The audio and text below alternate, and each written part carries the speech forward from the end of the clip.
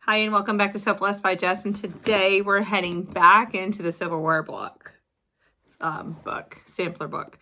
And we don't have very much more to go. We are heading into, oh my word, we gotta find it in here. Didn't have myself prepared, that's okay though. Indian puzzle. Don't avoid it, Wilkie, don't avoid it.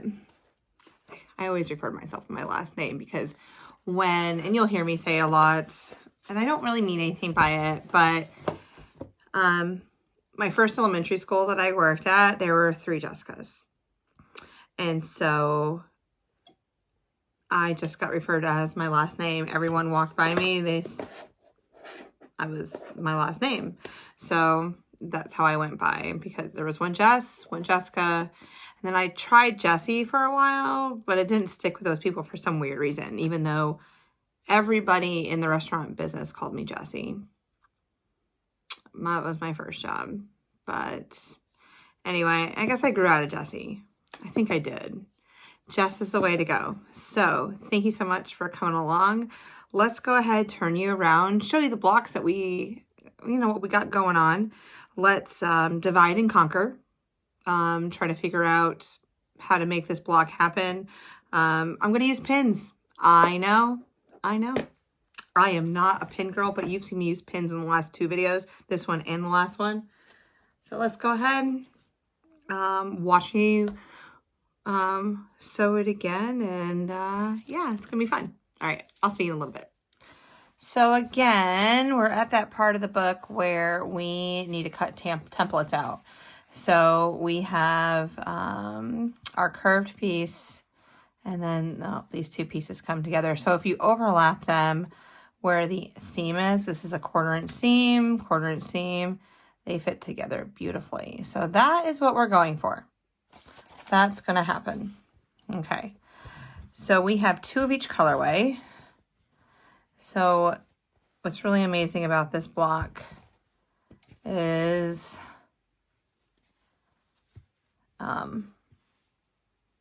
goes like that, and then every other block, there we go, and that's what it's going to look like.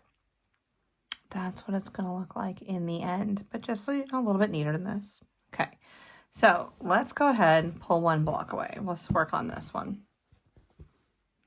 The first thing we're going to do is we are going to find the center of this curved convex block. Oh no, am I saying the right lingo? Oh no, here I go. Math words. Oh, convey, convex, convex, concave. Oh my word, I'll have to look that up. It's been forever since I've used that language. Go geometry. We'll figure it out. Okay, and I'm going to find the center of that one also. I'm going to take my line that I made, and I'm going to find the center, and I am going to open up these fabulous pins, and we're going to pin. I like to pin where I don't have to move the fabric. I don't have to move anything out of the way. So you know what? You go in from behind. Yes. All right. So we're coming in from behind. Then we're going to take the edge. We're going to line up those sides. And we're going to come in from the back again.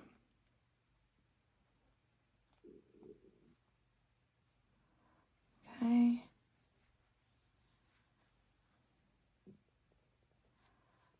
Line up these edges. Again, I'm doing this because I don't want to move these pins out of the way. I want to keep the fabric together as much as I can.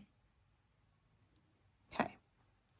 Now what I'm going to do is I'm going to sew a 1/4 inch. So, all right, so I'm back. All right, so let's go ahead. I'm going to take my time. I'm just do a couple stitches right here off the top.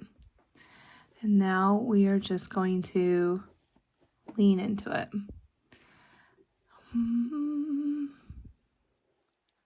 And I know that there's people out there in the world that have done this stitch before, aka, you know, Tasha with Tasha Quilts. She is an amazing curved piece artist, which is amazing. And I'm just gonna take my time and go around it and hopefully not hit anything. And I'm pretty sure there's others out in the community that I watch. So I'm following some tips of theirs and some other people that I've watched in the YouTube world over the years. Okay. Let's pull those pins out. Cross our fingers that we did an amazing job. Oh, well, we got some pleating in there. It's okay though. It's all right. Hey, it's my first one in like 10 years, it feels like. If there's quilt pleats here, you need to go away. You need to go away. I'm just going to press. I'm not going to stretch my fabric. We're just going to work it in and out. Like I said, quilt pleats, goodbye. All right. You guys, I'm happy with that. Yeah, there's a little pleat here, but you know what? In the end, I don't know. Well, I am bringing this to a quilt show, but it'll all work out. It'll all work out. All right, so I'm going to do it again to this one. I'm going to fold, and do this 3 more times. And just like that, our Indian puzzle is done. Isn't it beautiful? Just looking at it, just reflection, but yeah, it's beautiful. I'm really liking it. I like the contrast of the colors of the blues and the oranges. Reminds me of another quilt that I did back just a little bit. All right, the Indian puzzle recalls politics in that the Union state, where a number of men and women express opposition to the war, a hatred of Lincoln, and a desire to secede. Mary Kemper Vermillion was from a family of abolitionists, strong believers in the Union cause. When her husband went off to fight, he left her with his parents in India, and she found her neighbors' ideas upsetting.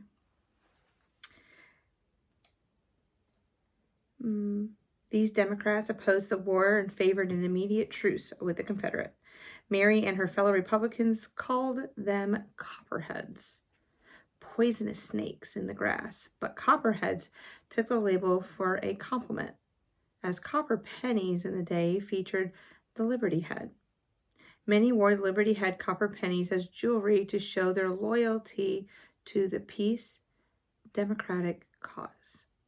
Interesting. So here's our copper penny. And then we have the blue and the gray, of course, for the Confederate and the Union. There we go. Mind-blowing.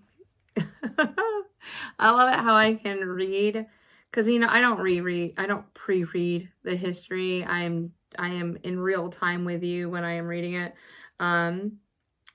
So, wow, that's amazing. That's amazing.